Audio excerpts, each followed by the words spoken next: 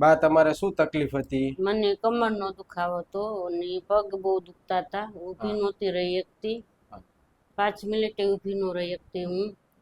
પણ ઘણી દવાખાને મેં તપાસ કરાવ્યો, દવા લીધી, પણ કઈ રાહત રહેતી નહોતી. બરાબર. પણ અહીંયા આવ્યા પછી ઘણી રાહત મને છે. મારે આ 4થો ધક્કો છે. 4 વખત હું આવી પણ મને ઘણું રાહત રહી છે.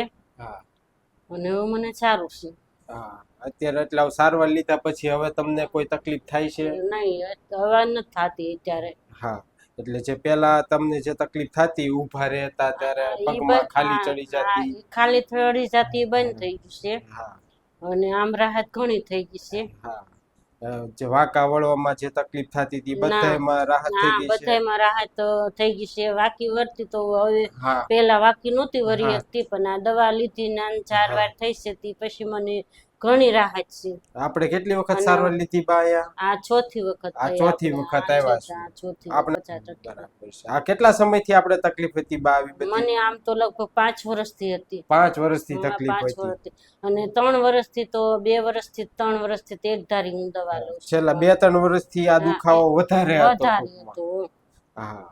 આના માટે આપણે ક્યાં ક્યાં બતાવ્યું છે? આપણે મેં જો પેલા શરૂઆતમાં ભાવનગર બતાવ્યું. ભાવનગર બતાવ્યું. પણ એ દવાખાનું મને નામ નથી આવડતું, પણ મારો દીકરો લઈ જતો.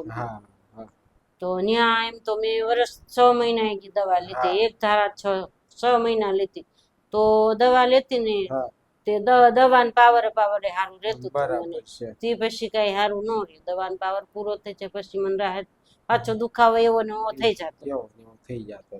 તો પછી પાછું મેં અમારા ગામમાં તે લીધી, એમ તો પ્રાઇવેટ દવાખાનામાં બધે ગામમાં એનો તો કોઈ પાર જ નથી. પછી આપણે પછી હું તરાજી પાછી ગઈ દવા લેવા. તો તરાજી મને એમ જ કીધું કે તમારી રગ દબાય છે એમ.